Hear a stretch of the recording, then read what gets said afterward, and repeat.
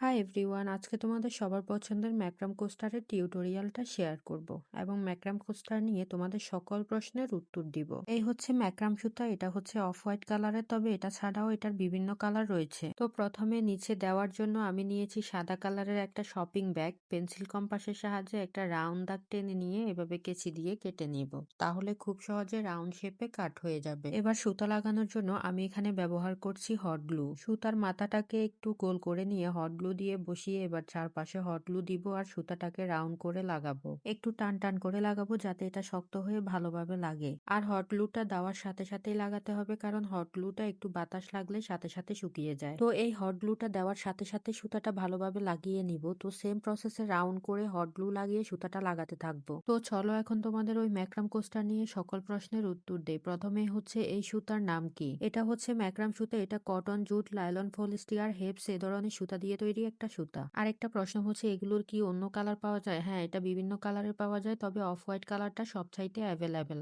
এই সুতাটা কোথা থেকে কিনেছেন? এটা আমি কিনেছি পাইকারি সুতার দোকান থেকে। পাইকারি সুতার দোকান অর্থাৎ যে দোকানগুলোতে বিভিন্ন ধরনের রশি, পাটের রশি, লাইলন, পলিস্টার এ ধরনের রশি বিক্রি করে, সেই সব দোকানে এ ধরনের ম্যাক্রাম সুতাগুলো পাওয়া যায়। আর হচ্ছে এটার প্রাইস কত? আমি এটা অনেক আগে কিনেছিলাম, এটার প্রাইস নিয়েছিল কেজি 420 করে। বর্তমানে এটার কত টাকা দাম সেটা আমার জানা নেই। আরেকটা প্রশ্ন ছিল এখানে কি গ্লু ব্যবহার করেছি, তো এখন বলি গ্লু নিয়ে। এখানে আমি ব্যবহার করেছি হট গ্লু। এটা হচ্ছে একটা ইলেকট্রিক গ্লু গান। গানের মধ্যে গ্লু স্টিকটা লাগিয়ে সুইচ অন করলে কিছুক্ষণ পর মেল্ট হয়ে গ্লুটা বের হয়ে আসবে। তো এই গ্লুটা দিয়েই আমি পুরো কাজটা কমপ্লিট করেছি। তো সুতো লাগানোর সময় পুরোটাতে সুতো লাগাবো না, চারপাশে কিছু অংশ বাকি রাখবো এবং সুতোর একটা অংশ বাড়তি রাখবো। আর সাইডে ডিজাইনের জন্য কিছু সুতো সেম সাইজ করে কেটে নিয়েছি।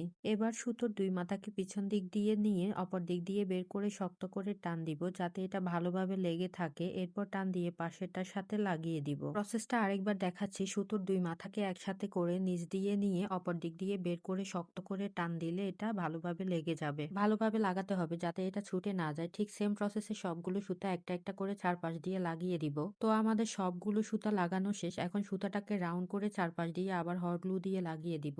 কিন্তু আমি এখানে একটা ভুল করে ফেলেছি। নিচের কাপড়টাকে আরেকটু বাড়তি রাখার দরকার ছিল, তাহলে এটা লাগাতে আরো সহজ হতো। পরবর্তীতে এটাকে আমি ভালোভাবে হট গ্লু দিয়ে লাগিয়ে দিয়েছি। এখন চারপাশে সুতাটাকে চিরুনি দিয়ে ভালোভাবে ছাড়িয়ে নিব, আর এই কাজটা খুব যত্ন নিয়ে করতে হবে। এখন অফিস স্কিনে এটা আমি আয়রন করে সোজা করে নিয়েছি। চারপাশের বাড়তি অংশটাকে কেটে দিচ্ছি। সুতাগুলো সমানভাবে না কাটলে দেখতে একদমই ভালো লাগবে না।